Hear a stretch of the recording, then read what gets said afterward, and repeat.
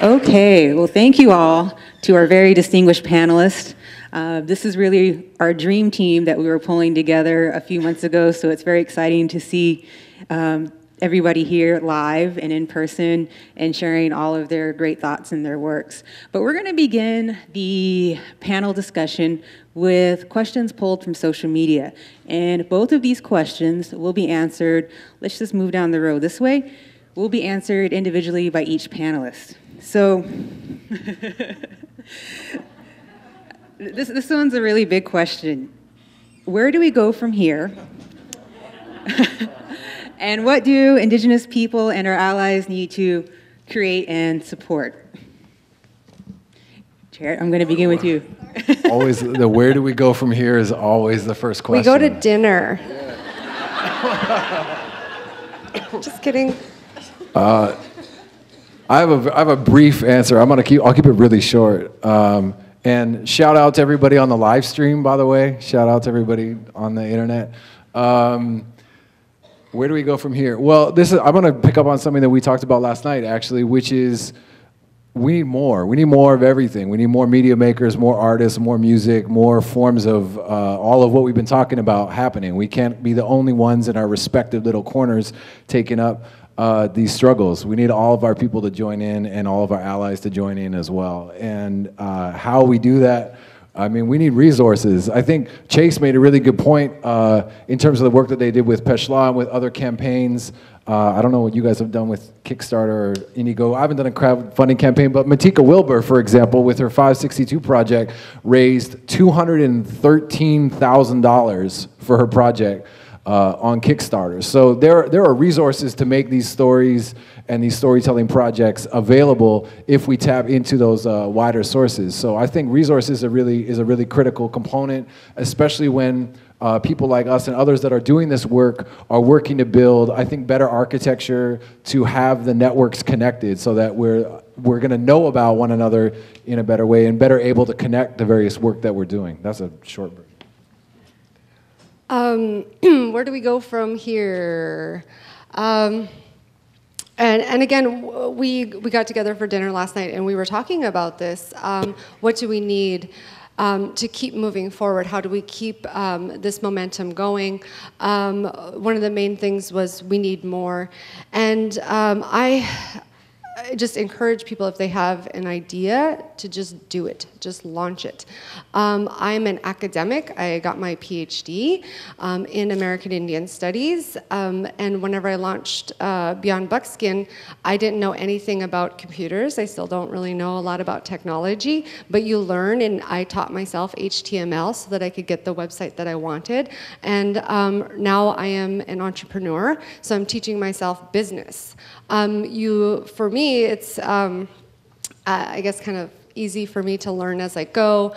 Don't be afraid of what you don't know what you're doing. If you don't know how to run a business, just launch it anyways. You can learn as you go, because we need more. We need more people talking about this stuff. And like I had said in my presentation, we can't just rely on Adrienne to be the one to to say that's racist. We can't just depend on Chase to be organizing these, these events, these charity things, or orchestrating to protect our own communities. We have to step up. We have to join it. So we can't just depend on other people to do it. And we were talking about this, and I'm like, what if I died? What would happen to Beyond Buckskin? And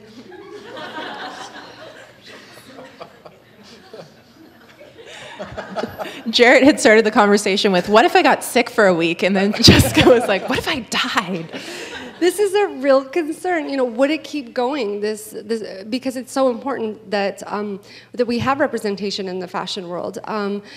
By not just the quote unquote dominant society. It's so hard to break into the fashion world, and we need to keep this momentum moving forward. And so, what if I died? What would happen? So where do we go from here? I would say we need more, and to not be afraid to throw it out there and know that you can adapt as you go. That's what happened with Beyond Buckskin. When it launched, it wasn't perfect. When I launched the boutique, it was not perfect. We got a lot of feedback from our customers, what they want, what they need, what they wanted changed, and I listened. I listened to them because it was valuable, and we have that flexibility to adapt and to move forward in a good way. So I 100% co-sign what they were saying, and I'll bring it to my own work specifically. And I hinted at this in my presentation, but when I started the blog, it was really just this place to catalog these images that I was coming across every day, encountering constantly.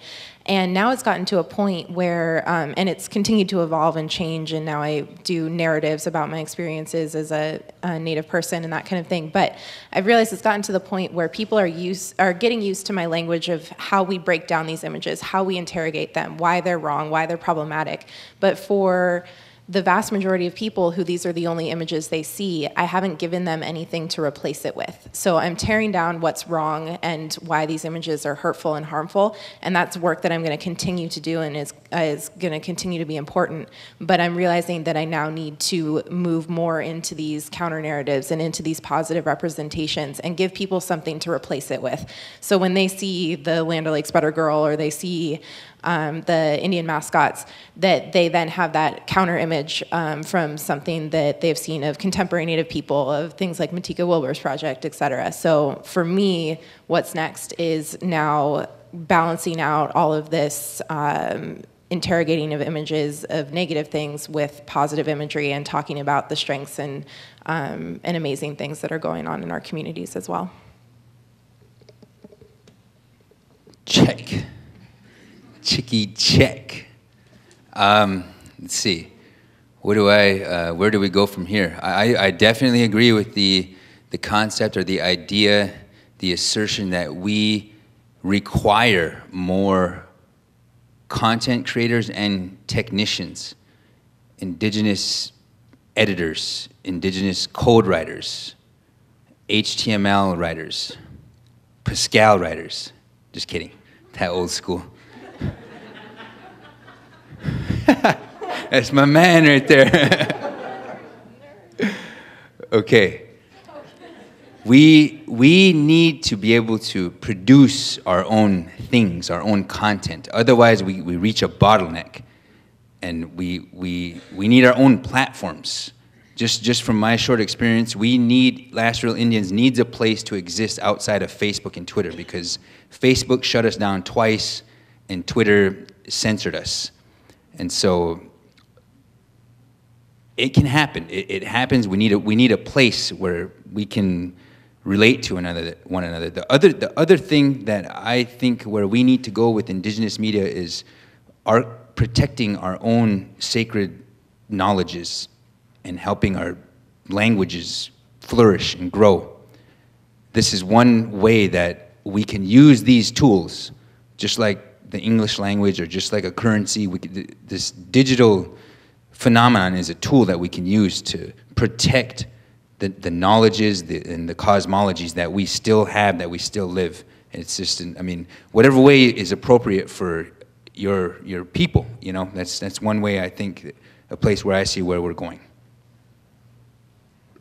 Well, thank you very much, panelists. What I got from that was just a very huge enthusiastic support of more and more viewpoints. And you think of 566 different groups just within the United States alone, and the hundreds of thousands of individuals that comprise those groups. There's definitely a lot of different perspectives, and that's the fun part about social media, is that there's room to host all of those perspectives. So we're definitely very interested to see how this conversation continues to grow.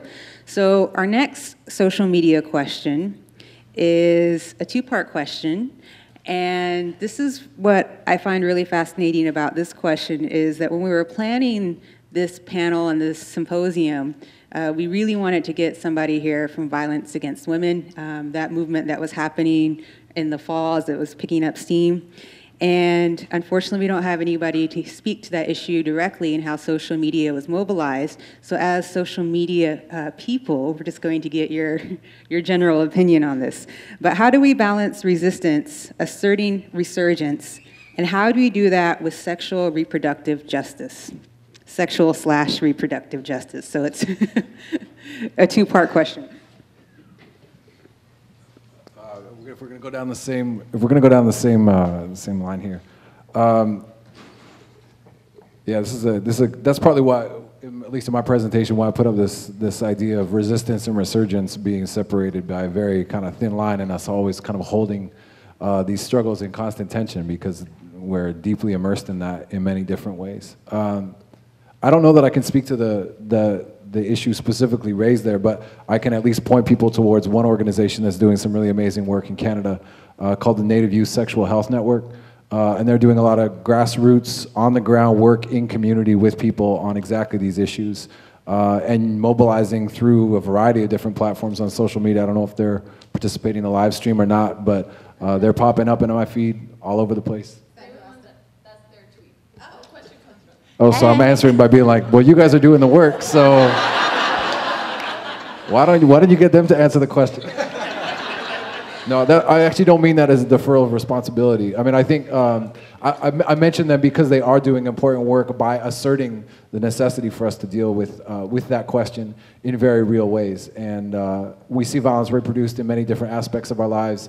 We see our own complicity in either letting that happen or being a part of that in different respects. And I feel like it has to be integral to the work that we do. And I'll speak for myself in saying that I look to some of those young leaders, particularly young Indigenous women, who are really giving us the models for how we should be conducting ourselves in trying to figure that out. Can you repeat the question? Sure. How do we balance resistance / asserting resurgence, and how do we do that with sexual / reproductive justice? Oh my goodness. This is a very intimate topic for me. It is something that has impacted myself and my family immensely, and I'd rather not discuss it. So I want to pass it to Adrienne. Okay. And I think that this is something that kind of undergirds a lot of the work that I do, just in terms of especially interrogating images of non-Native women in really skimpy clothing, wearing sacred headdresses.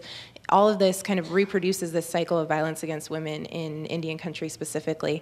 And I think there's a really incredible work that is being done online around the issues of reproductive and sexual health.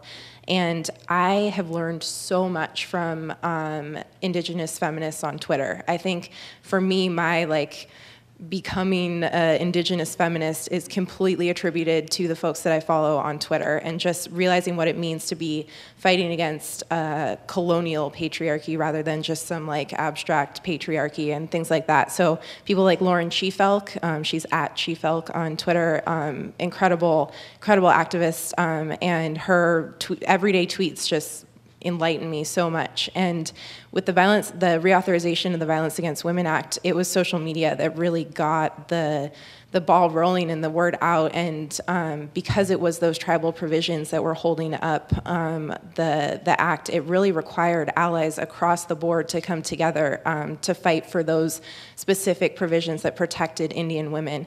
So it was all through social media that really happened, and it's been incredible. And I like the part of the question about balancing the resistance and the resurgence, because social media has also become a place to celebrate the things within our traditional cultures that are these counter narratives and counter stories to the current state of being. So being able to talk about traditional ways of viewing gender and the fluidity of gender, and just pieces like that can really support the resurgence of our traditional cultures that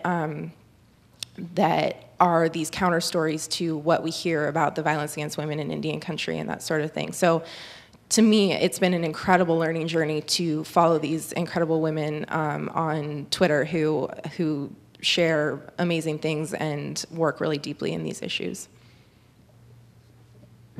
Okay. I feel like I got to check the mic every single time. I totally support using media, using indigenous media, indigenous content creators to try to deconstruct this patriarchy and this set of the state of imbalance that we exist within. I mean, it's so pervasive that sometimes you don't even know that you're in it or that you're subject to it. When you watch Monday Night Football, for instance, you see half-naked cheerleaders, you see a constant objectification and sexualization. And it becomes normal for a guy, for a dude, okay? Now, I've gotten in trouble before with feminists, and, you know, I blame it on the patriarchy. Or colonialism. But we, you know, just from the male perspective, we have got to learn and seek out ways that we can support this deconstruction and the reconstruction of whatever it is that should be there. I mean, I have daughters, and so for me, that's extremely important. You know, my whole worldview changed once daughters came into the picture. It was just rocked my world. So that's all I got for now. One thing that I admire about this question is that it does bring to light some of the more hidden stories that are within Indian country and Indian territory. And what I really admire about social media is the ability to create a safe zone where we can start to raise awareness for a lot of these issues.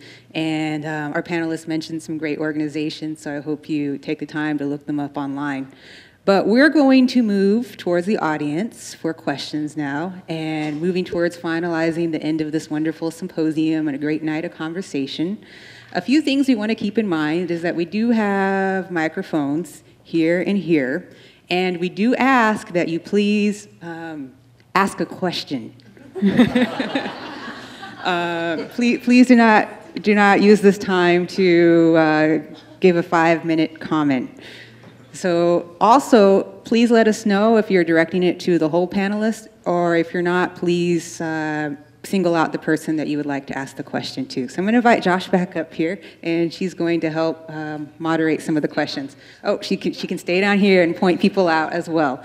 So we're open and inviting questions at this point in time. There's 2 mics if people want to just come and you can form a line on either side. There's 2 mics. And we'll see how many questions we take the time that we have. There's also a mic here on the side as well. Christina. Hi. Okay. Should I just go? So what do you guys do about the people you're not reaching? Because a lot of communities, like where I grew up, we still don't have internet. And a lot of people can't afford, you know, iPhones. A lot of us can, as like the traffic that goes to your websites totally attest to. But what are you doing about the people that you can't reach? And how can new media, I mean, does it just not apply there? That's the question. So the question is, how do we reach the people that we can't reach? So digging a little bit deeper, even beyond media. And I'm going to start, let's start this way this time. Okay, I'll make it quick. That's an excellent question, because some of the content that we want to create, we can't just do it on our own. I mean, you've got to go to somebody's house, you've got to knock on a door. Sometimes you got to offer tobacco, you got to sit down with this old man and drink coffee. Sit down and eat, or you're outside of a sweat lodge by a fire. That's where we as content creators really, really have to reach out. We cannot forget that we're disproportionately underrepresented in the digital world. Yeah, I was just going to say that the issue of access to internet and access to these forms of technology really becomes an issue of social justice then. So how can we fight for better broadband access in rural communities, on reservation communities? Because as we're seeing that the movement towards these online forms of activism and really utilizing social media, so then access becomes an additional issue of social justice to fight. And then another thing, just to reiterate what Chase is saying, is just being physically mobile. Like, I travel a lot. And just going out to these different spaces where you've been invited to go. So you just have to be physically, and it comes at a bit of a sacrifice for your own health, but it is because you want to reach as many people as possible. So it is like about hopping in the car and going. Yeah, it's a great question. When we started RPM, that was like one of the fundamental things that we had talked about was about, okay, great, everybody that already has a PowerBook or a MacBook and is already recording music and had their 3 albums deep, that's all great. We want to promote the latest Tribe Called Red release, but what about someone that's just trying to record for the first time, doesn't necessarily have access to that technology and maybe doesn't know about our website or have broadband access to be able to upload content. And we wanted to be able to create a community where you could equally find that kid who's or older person for that matter, anybody, but that person who's doing recording for the first time, or somebody that already has a professional hookup in studio and everything. And so that's been kind of an ongoing conversation because we don't actually have the resources to go to community. And I'll mention one project that happened in Quebec that's actually state funded, which I have a very ambivalent relationship to. But is an interesting one in that they created basically a mobile studio that went to a bunch of more remote indigenous communities and recorded songs that the community members wanted to have recorded and were shared back to the community, as well as put on a website whose name I'm forgetting right now, but that focused on indigenous content and was a way of basically bringing some music from those communities out to a wider audience that wouldn't otherwise. But the only way to do that was because the technology wasn't available, to actually have the mobile studio go around community to community, which is a pretty labor-intensive way to go about that process. So I say all of that because on the one hand, I've been surprised by actually how diverse, and I'm talking specifically about RPM, how diverse a community has been that submitted music, and people have been in very remote communities and found a way to our site and a community and a way to connect. But I know that that doesn't speak for all communities either, and without the resources to be able to kind of make those connections, it becomes a challenging question. And the flip side of that, and I'll try not to go on too long, the flip side of that is also, is broadband, ubiquitous, Wi-Fi covered res everywhere exactly what we want? Do we want that kind of ubiquitous technological presence in all of our communities because that's what everybody else has access to? And we need to really ask and kind of interrogate some of those questions as well, because I don't assume automatically that by virtue of the fact that everybody living in the city has an iPhone, that necessarily means that we all should have an iPhone. Yeah. So I had a quick question, but I did want to say hi to Jessica because my family's from Turtle Mountain as well. So I'll say hi to you later. But my question was actually, I'm not on like media too much, but I interact with people and do some activist stuff here. And there's been times when, like at one protest, this guy he was non-native and he did like a Lakota prayer. And I'm just kind of wondering if you had any tips for calling people out in person. And I also, so whoever wants to answer this, you can, because I know that you're interacting with people over the internet and stuff. I had another thing connected to that, but I can't remember what it was. So, but that was the basic gist of it. If you had any tips for like how to call someone out in person. Adrienne, I'm going to let you lead off on that one. How do we take your blog style into the real world? I hand them a business card that says nativeappropriations.com and say, go read this. I actually did that the other day. But it was the Kanye West tour shirts have like the Indian headdress on a skull, and it's really problematic. And I didn't want to get into a long conversation with a girl at the coffee shop, so I just said, here, Google headdress skulls or search headdress skulls when you get to this site. But I'm really bad at having the conversations in person, and that's one of the reasons why I created the blog, because it was a space where I could have time to sit and reflect and think about what actually do I want to say, because those conversations are inherently really difficult, and there's so many pieces that are involved with it, like who is the person, what's your relationship to them, and you have to realize that it's a very rare situation that you confront someone and they're going to be like, oh my God, thank you. You are so right. Let me take off this headdress. Like, I am so sorry. Like, the response is defensiveness. The response is anger. And that gets really tiring as a person to constantly be faced with that. So whenever I do engage people, I always think about that the best possible outcome is that I got them to think. And that the next time they're in that situation where they're pulling out their trusty Indian costume to go to a party, or they're gonna go give a Lakota prayer at something, they'll remember our conversation and have that moment of pause and be like, And then they might go on and still put on the costume, and they might go on and still do the prayer, but that moment of pause will then expand and continue, and if we create enough of those, it's gonna have a lasting ripple effect throughout folks. But my advice really is just to think about that the most positive outcome can be getting them to think, and then if it's better than that, that's great, but also realize that those conversations are inherently difficult.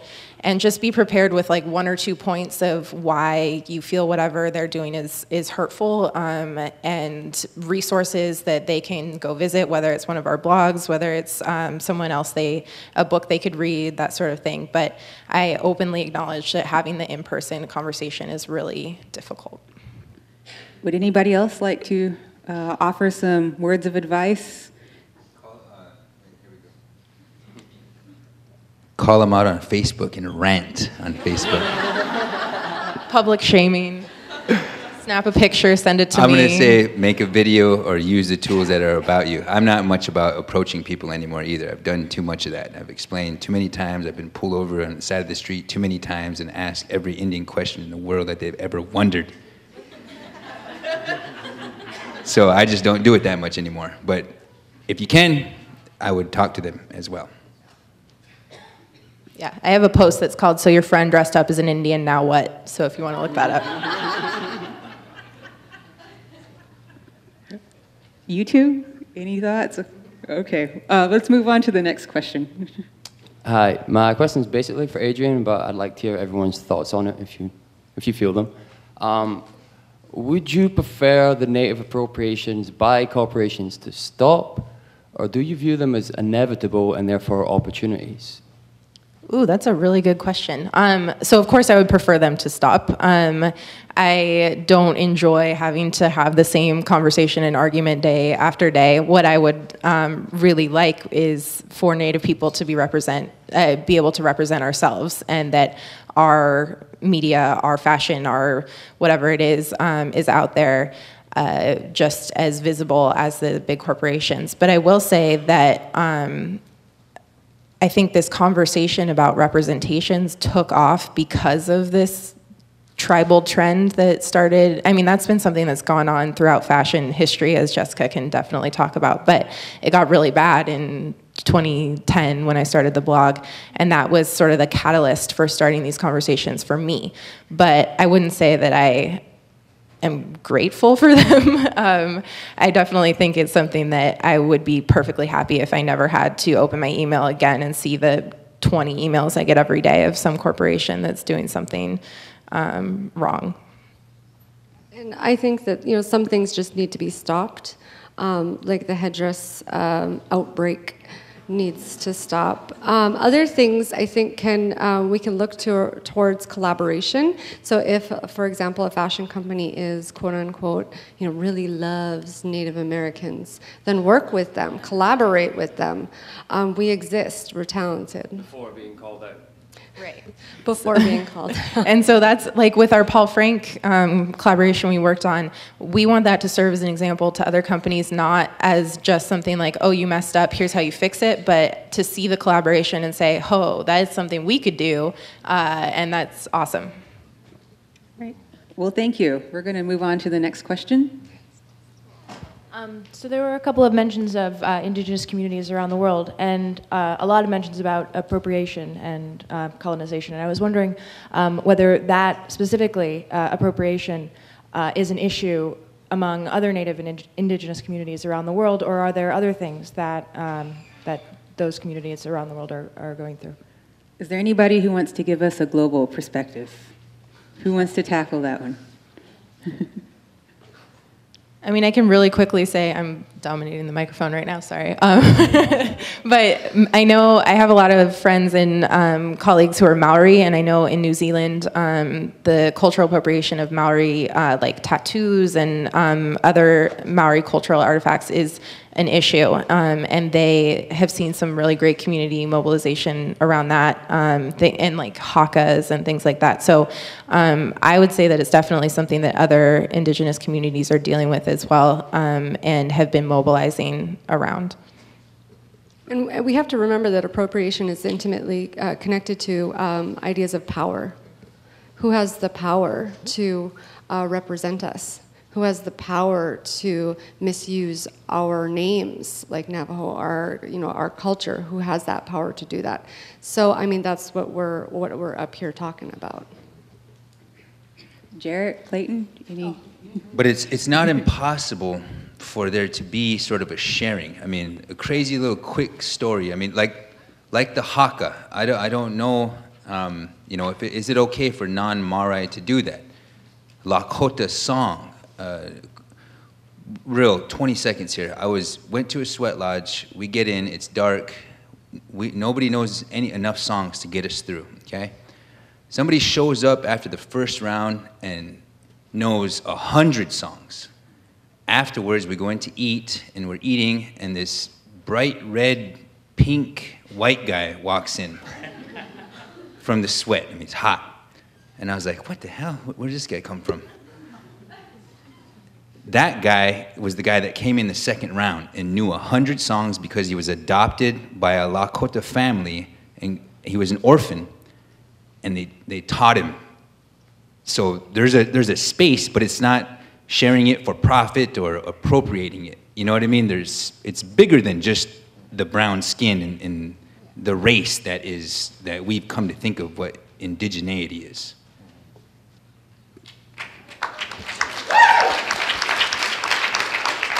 Jarrett, I'm not letting you out of this one. I'm curious on your opinion. Yeah, I mean, where my mind went immediately was not about representation as much as it was about large-scale development, resource projects, and environmental protections, because at the forefront of all those fights globally, of the many indigenous nations around the world, we stand in the way of those forces of development by virtue of continuing to exist, by virtue of asserting presence.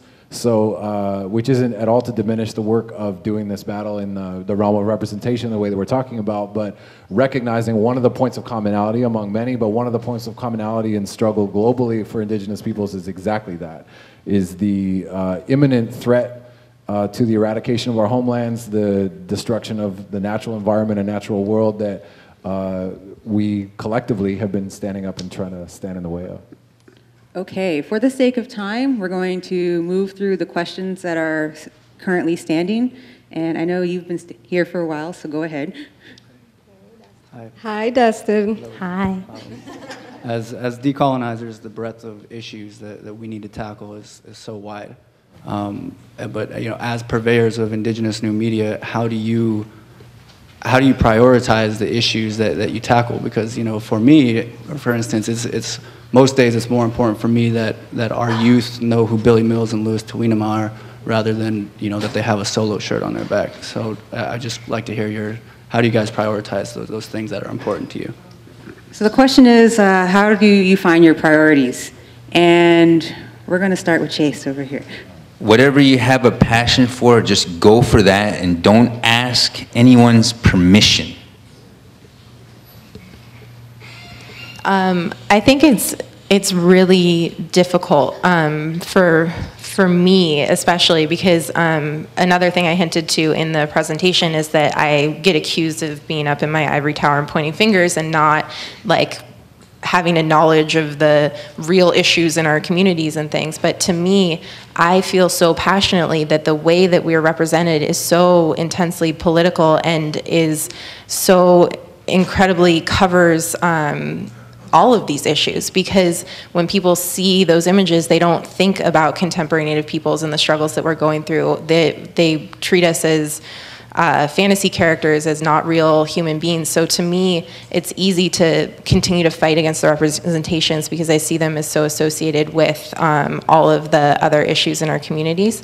But I also have a real life, quote unquote, outside of the blog where I am a researcher in education. And so that work is what sustains me and helps me feel connected to students and to communities. And so I have to prioritize in different ways. I have my blog world and the work that I do there, but I also have my research and my students that I work with through my real life as well. So it's definitely a challenge. And I think not one person can't do everything, and there's a lot of expectations because there are so few of us that we are working on everything. And so it's definitely an ongoing challenge to continue to assert why what I do is important, and how and why it's important to me. Right now, my priorities of what I do is really directed by the designers and artists that I work with. So, you know, again, at any given time, I'm working with about 40 to 50 artists, either getting them up on the site or talking with them about their own projects or something. So it's really guided by them and their needs, their struggles, their challenges, but also their successes, because we can learn a lot from what went well and what didn't go well. You know, we can learn a lot from that. And so I have, you know, this database, this archive of, you know, 70 years of Native American fashion design. And I can learn a lot from that. We all can learn a lot from that. And so I get a lot of emails that should be going to Native Appropriations, just kidding, about appropriations in the fashion world, and I don't always get to critique them. I don't always get to write about them because I'm working with pushing forward Native fashion designers, because I really think it's so critical that if we're going to be critiquing these major companies like Karl Lagerfeld and Chanel, the most recent offender, then we need to be providing a substitute image. We need to be providing what do we want to see instead, and that's something that Adrienne's talking about putting out there. You know, what we need to have positive substitutes to put out there for the world to see something better, something more authentic, if you want to use that word, something more beautiful, something more that's more us. Yeah, thank you for your question. For me, it really depends on where I am. And like, for example, I go to school, I'm here in New York for the year, but my home university is on the west coast of Canada, the University of Victoria. And when I'm there and the work that I do, both within the university and outside, particularly in terms of political organizing and that kind of thing, in large part is driven by the community that I'm in dialogue with.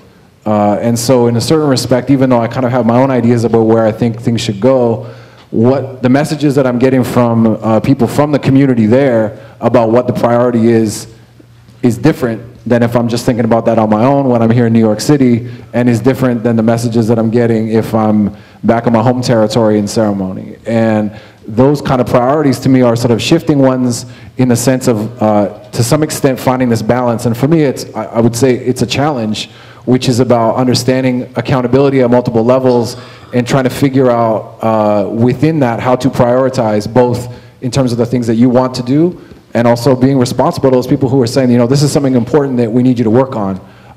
We need you to come back for. We need you to go here to do, whatever that is. And for me, that's like a kind of constant balance of constantly checking the work that we do back with the people who we think that it matters to, both to make sure that it does, and that we're serving the needs of our people in that respect, I guess. And or in that case, like I'm talking about living on the West Coast, serving the needs of the community there too, because that's not my home territory. So I might think something is a good idea to have happen there, but unless I'm like actually being responsive to that community, then that's not my decision. And just, back. Made me think of something. Beyond Buckskin is my full-time job. It's what I do, and it is based out of my traditional homelands of the Turtle Mountains in North Dakota. I live in a tiny town that's population 29, and it was a decision, an active decision that I made to go back home because I need to have that connection to the land, that connection to the space, to remind myself of what I'm doing and what my purpose is. Because when you're dealing with something like fashion, it's easy to get off course. It's easy to forget what your mission and your core goals are. And so, you know, back to like priorities, it is about my community. It is about my family too. Okay, for the sake of time, I'm going to ask the remaining question that you directed to one individual to answer it. So. Great. My question's for Chase. Your last story actually touched me. I recently returned from Boulder area where someone in my family died, and it's a side of the family that I was taken away from at birth and never had connected to. And my question's about, it's something I've struggled to reconnect to, both because those people are far away, don't consider me family, and don't share stories, and now are dying. And so my question is, what are some tools on social media, new media, that can help people like me connect to a world that, you know, people often ask, you know, the where are you really from question, right? That I don't have an answer to and have never had a way to find an answer to. And so are there some tools out there for people like me that can help me connect? And I just want to say thank you to you all. This was an incredibly powerful and meaningful panel, so thank you. But Chase. Yes, all I can say is that there are a lot of people in your shoes who have been taken. I mean, a lot of us. There was something called the Indian Adoption Project. There was just a systematic effort to sever and destroy the family structure, the kinship units, the whole society. And so there's a lot of people out there who reach out through social media and want to know, you know, who their family is. We get a lot of those questions. And I mean, I've never had to deal with that personally, but you can go to open spaces like this panel, like a powwow, like maybe some public ceremony. There are very, very real ways that you can just involve yourself in your own culture without being excluded. So I would just say, just keep open and keep going. Great, thank you. Chibusqua, la socomotica Cody, Wopila, Chase, this question is for Chase. I helped found La Senca, which is a local newspaper based here in New York, which is old media. We're transitioning into new media through an Indiegogo campaign as well right now. And we have some copies of it if anybody likes. So how do you balance like recuperating rather than just not being connected to the internet all the time, so be connected in nature sometimes?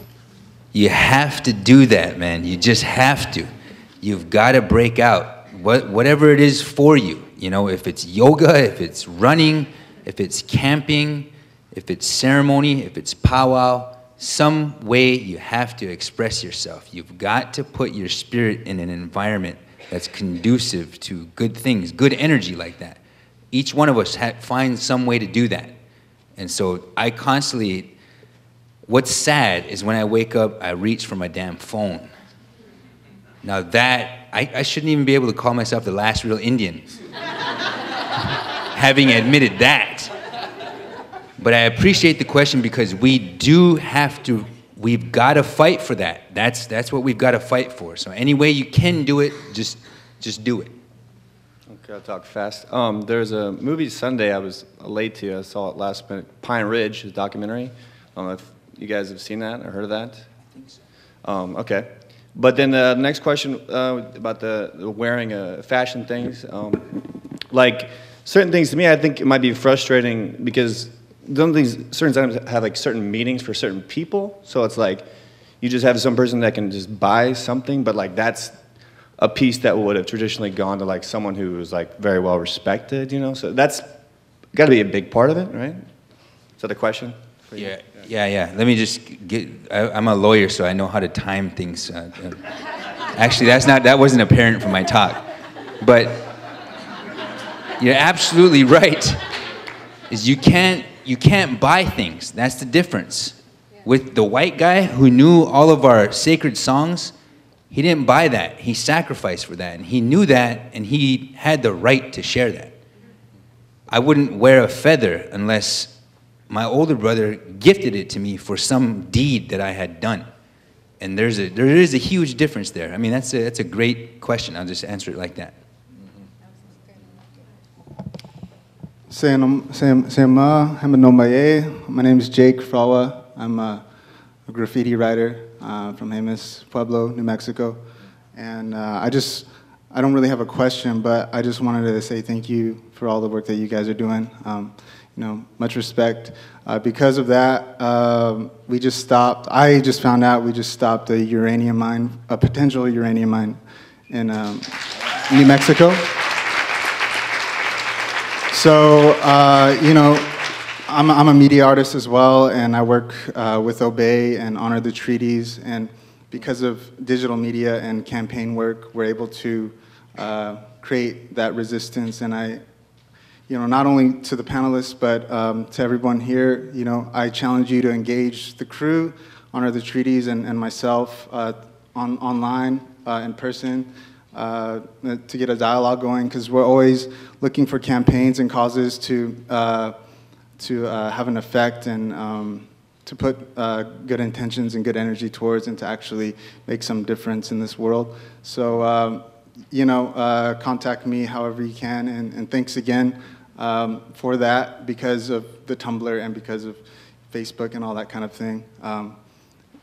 Our voices are being heard, and that's part of the solution. So thanks. And Jake, Jake is an amazing artist in his own right, so please look into his work as well, Jake Fragua. And thank you for those good words and all the good work that you do. All right, we're moving to our last and final question from the audience.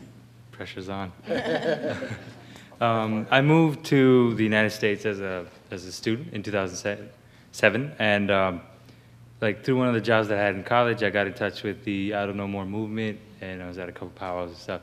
I'm not indigenous, of course, but because of that, I was able to find, it was a group of young kids, no one older than 13, and they arranged their own I Don't Know More event. They put it together, we helped, but they put it together at a college cafeteria, and I thought it was incredibly powerful. So I've been taking videos of that back home and a couple of other places I go and stuff. So just curious about whoever has the most experience with this, where do you see the future of international collaboration between indigenous movements going? I'm going to give that question to Jarrett. He really spoke well about youth movements. Well, okay. It's such a big question. I'm going to go back to something that I said earlier in part of my talk, and one of the things that I think has been really important about I Don't Know More as the latest iteration of the ongoing forms of resistance and resurgence that we've seen with our people is that it has inserted into the conversation some of these important questions. And I mean into a broad public conversation. Admittedly in Canada, most people, I'm generalizing badly and wildly, a lot of people in Canada have heard of I Don't Know More, let me put it that way. Meaning that a lot of people are at least aware that these questions and these conversations are on the table, and that's an important, necessary first step. And I've had so many experiences, we've shared them with each other even since we've been here, about that not even being on the radar for people here in the US. And that is definitely a different experience for me than where I live and where I go to school, where I am in my home community, et cetera, and the work that I've done north of the border. So all of which is to say that I think we're at an important time right now that Chase and all of us, I think, have kind of identified where we need to figure out how we can bring our struggles together and into better alignment. And we need to do that by virtue of these small wedges and opportunities and spaces that are being created for like more kind of dialogue, to have an event like this, frankly, in New York City that people actually came out to. It's not just the panelists sitting up at, you know what I'm saying, talking to one another. Like, to me, I see that more than ever now, that there is a real interest on the part of non-Indigenous people to have these conversations with us and vice versa. And that not only that we have a chance to learn from one another, but there really are points of affinity. There's lots of points of divergence as well. There's lots of reasons that kind of our movements can get separated, and historically have found challenges in terms of bringing those together. But I think part of the fact that we are in real-time, global, instantaneous communication, what that enables is that possibility, and we just need to figure out what to do with that possibility in better ways, and figure out on the ground through work like you're talking about doing. I mean, it's like hanging out with the 13-year-old kids that are organizing the event, that are the ones leading it, man. Like, they're the ones that are organizing that stuff. So we need to be responsive to those people. They might be small in numbers now, but they are all over the place. If you look at how widely I Don't Know More spread and how quickly it's spread across the globe, there are small pockets, and we need to like expand those pockets into bigger dialogues and conversations. And like, yeah, I appreciate that you're doing that. I think it's great.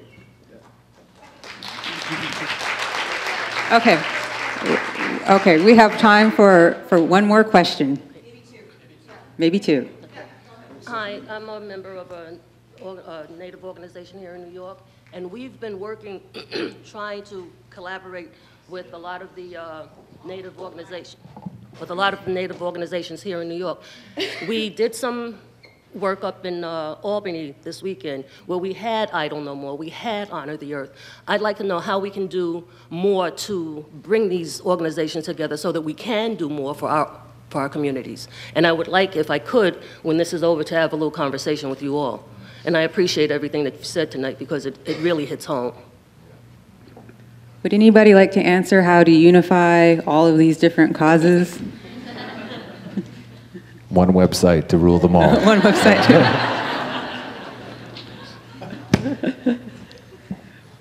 I think we just need to reach out to each other and make the effort. That's really, I mean, besides from trading with each other and interacting with each other, we've got to figure out ways through media that we can create just a different economy, a different reality. That's what we all really need.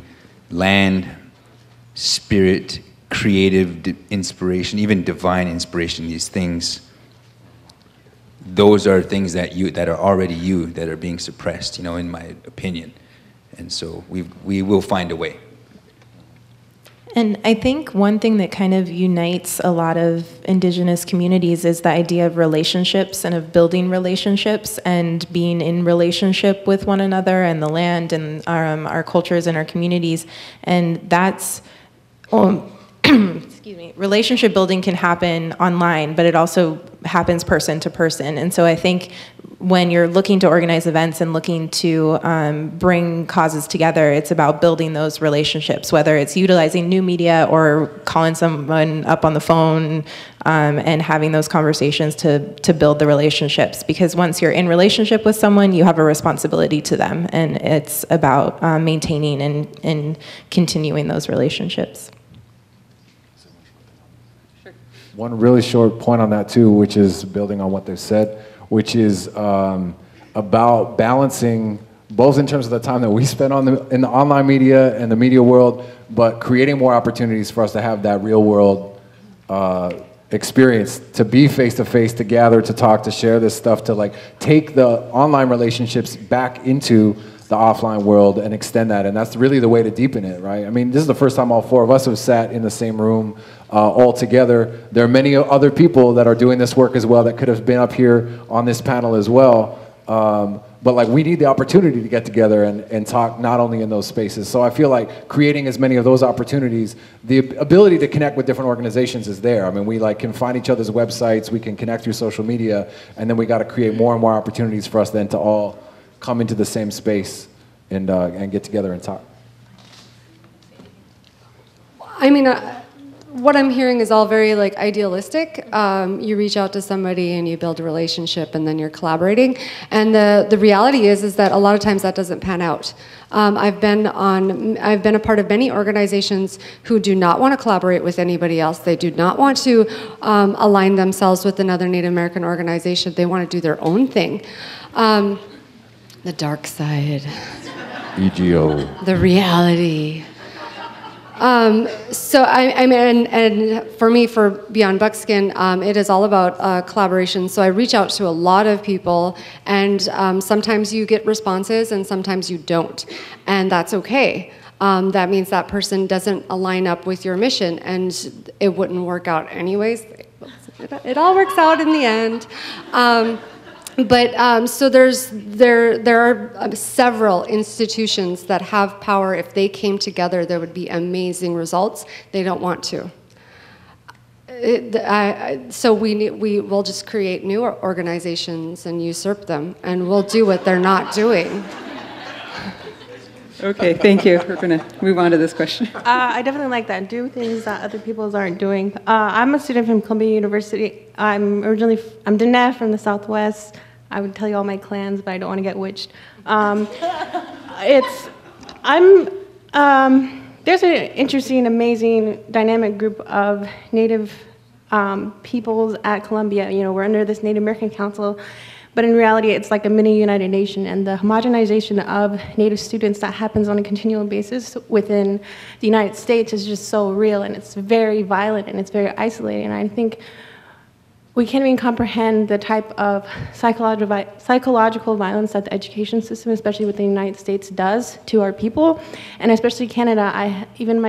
Engaging in that and realizing that sick history that still continues this process of colonization, to where the way in which students can find their way homes are through these very exterior mechanisms of learning about, you know, these products. And we're talking about original content here, which provide insight and to allow people to understand that, you know, we're not alone in these struggles, although we're not physically together. My question is, there's a group of us working on this, we're calling it alternative education, but essentially we found ourselves sitting in a Columbia classroom that's supposed to be discussing contemporary Native education when we knew that wasn't it. And we knew that all these, even the language, the fancy language of colonization instead of the colonialism, and I didn't even heard of indigeneity until like last year, seriously. But that's a real problem. And, you know, going to these events and even just seeing, there's no, like, the youth aren't here being taught these words, seriously. And I know that's a struggle with, like, you know, this, like, where do you see the role of, I think I already know my answer to this, but I'm serious. But I'm asking you to think about that, and to think about that, those fancy words of colonization that we all throw around, and where the people who are experiencing it at the forefront probably haven't even heard the word of colonization. Okay, Adrienne, I'm going to give that question to you. Good, I have an answer. With my blog, it's because I am an academic. I'm at Harvard. I don't ever like to admit that that's where I am, but I am. And so I'm inundated with this vocabulary that doesn't feel natural to me, but that's the world that I have to navigate. And I use my blog as a space to be able to take these complicated theoretical ideas that I've found power in, like critical race theory, like Pierre Bourdieu's theories. We were talking about Bourdieu last night. But I can take that and translate it into a way that it then becomes accessible to a wider audience. But I'm still getting the ideas out there. And I'm saying, I'm confronting white privilege, I'm confronting colonialism, but I'm not necessarily saying, like, white privilege is this heteropatriarchy thing that we're dealing with. Like, I don't use that vocab. I say, like, hey, we live in a society that overall privileges people or gives benefits to people who have white skin. And, like, I use that space to be able to present these ideas and have people think through them without necessarily using the complicated scholarly vocabulary that keeps people out of the conversations. So I think that's why blogging has been so liberating for me, is because it's a way to translate the stuff that I get in my Ivy League world that I don't see having real tangible connections to the things I care about, and all of a sudden put it in a place where I feel like it can benefit other people as well. Thank you. So we could be here all night talking about these issues with these fabulous and wonderful writers and speakers, but we do have to close up shop at this point in time. However, tomorrow we do have an event hosted by Engaged Media Lab. I do believe that that event is full. However, if you're determined, just the way New York is, I'm sure that there may or may not be a space available. Just show up anyway and see if somebody hasn't taken their ticket yet, and by all means, you can have their spot when we get started. So I just want to open it up for a couple of final last thoughts, beginning with Chase, and we're going to begin closing the symposium. I want to thank the New School for doing this and for making this thing happen. It needed to happen, it needs to happen, and I really, I think that we have this responsibility, and we can't wait for mainstream acceptance. We can't wait for any of that. We've just got to go with it. You can't let the haters take up any of your energy, for one thing, right? I've been thinking about this a lot, because that question, the narratives and the questions are like, how do we save the planet? You know? So you just concentrate your energy with other leaders, with other people that are obviously positive. That's the only thing that I can say that I've found that gives me a little bit sense of peace, and that we're doing the right thing. And when we're trying to save the world, you know, unplug as much as you can.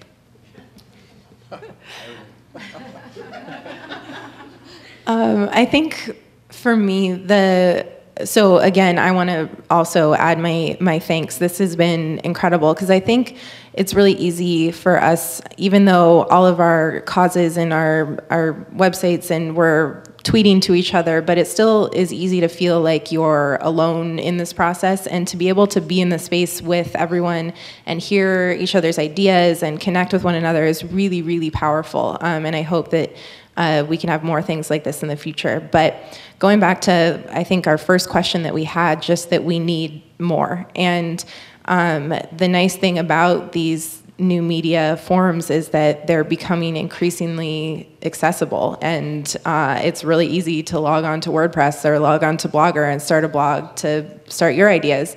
And I think as long as we have people who are out there and are creating media, creating information from a genuine place where they can talk about their particular experiences as a Native person, as an ally, as a settler, whatever it is, it's really important that we continue this process and that we get more voices, because I don't like being the lone little blade of grass out there. I want more. I want other folks to be in this as well. A huge thanks to the New School and the organizers for doing this. This is amazing. I think it's so timely that this is happening right now, because we live in this beautiful time, this extraordinary time. It's an unprecedented time where we can, with a click of a button, we can reach hundreds of thousands of people, and we can mobilize, and we can create, and we can cause movements in a positive direction. We can do so much. I also have a huge thank you to the artists out there in the world. Those are our creators. Those are the ones that are our inventors. Those are the ones who are thinking outside the box. Those are the ones that make my my job very enjoyable. And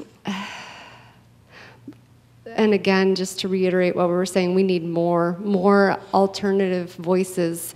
More other people doing things, even if you're not Native American, just to have some diversity out there. We need diversity. We can't just be under this, whatever your acronym was, Chase. And we do have the ability to share our cultures, and that's so powerful because that is the pathway to tolerance, the pathway to a peaceful way of living, the pathway of protecting this earth. Yeah, thank you guys so much for coming out and being here in New York City. I'm sweating here. It's hot coming from North Dakota. Bahamas.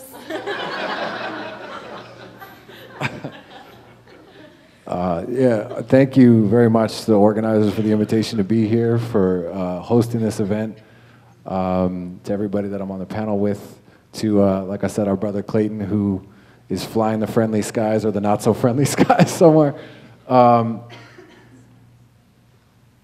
Yeah, I mean, I think we need more events like this. We definitely need more events like this. We need ongoing conversation. Part of the work that I think about in terms of something like, and I'll speak about I Don't Know More just briefly, is there was this frenzy, this total explosion of activity that happened last winter. And if you went out to any of the events or saw some of the videos of the round dances or caught a bit of that spirit and that energy that was happening, you can understand how powerful and how strong that current is. The hard thing is when you have an explosion of energy like that, it's really hard to sustain it. And then when it goes a little quieter, even if it's at a really, really high volume level, when it goes a little quieter, people are quick to be like, whatever about that thing, and that wasn't really that real anyway, and it's all done now. When an event like this to me is also an outgrowth of that kind of movement. Like when a lot of important fires were lit in that process that we need to kind of keep building and keep maintaining. And so for me, I feel like the work is building the long-term connected network of struggle, not just struggle in the oppositional sense, but in all the creative, artistic ways that we're talking about advancing our collective goals of trying to transform the society and the world that we live in the direction that we want it to move. And I feel like not being idealistic about that, but in a real sense in terms of what Chase said too, in terms of the responsibility that we have as creators, as makers, as artistic and creative people, Indigenous and non, we do have a deep responsibility to build that network in a way that allows us to share and doesn't get us hung up in fighting each other and bringing each other down and seeing the divisiveness more than, like I said, the points of alliance and interconnection. And we need that network. We need that network more than we ever have because the scale of the stuff that we're up against is bigger than it's ever been. So to me, this is one small piece of that. It's one important part of that conversation. But my hope is that we can find creative ways. And that's the man that needs to close it down. Oh!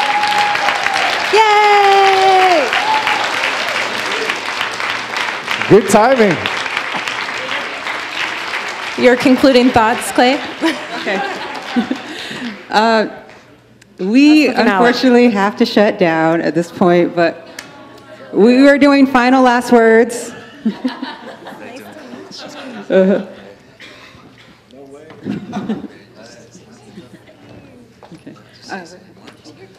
If you would like to take 2 minutes, everybody's giving their final thoughts. 2 minutes? Okay. I think that basically, we're living in such exciting times right now with so much incredible change taking place. And, I'm out of breath. And a lot of that change is scary, And there's a big thing about fear right now in the world that's gripping everybody. And I think that, the narrative-based storytelling strategy that many of the people on the panel here tonight and, I Don't Know More as a social movement and other social movements as well, really our challenge is to use the stories of the people, out in the streets, out in the land defenders, because those stories are what's going to help people lose that fear and to really, kind of move forward. And I think that, crazy times call for crazy things. And so we got to really embrace the technologies that are available to us, while at the same time keeping that moccasin on the left foot closest to our heart, respecting the sacredness of Mother Earth. and always in our storytelling reinforcing the principle of that sacred feminine creative principle, you know, because for far too long, I think every facet of our society, whether it be our body of politic, our economics, you know, our social systems, and even our spiritual or religious systems, they've been dominated by patriarchy. And I think that, you know, that's the main message about I Don't Know More that's just so freaking cool, is it's this movement. It's being led by our women. And it's really inspiring to be a part of that and to be an agent of change, reinforcing that whole creative principle. And when we begin to tell stories, when we begin to coordinate our strategies from a place of creation instead of a place of, I don't know, violence, big things will happen. People will lose their fear, and we'll see a hell of a lot more people out there on the streets. So, you know, definitely check us out on Twitter, Facebook, idon'tknowmore.com, all that stuff. I'm glad I made it. Thank you. Okay, on behalf of the New School, and in particular the New School Media Studies Department, thank you, Alex. Thank you, Thelma. Couldn't have been done without you. You guys are amazing. We have to start exiting the theater at this point in time, so thank you so much for joining us on this cold Friday evening.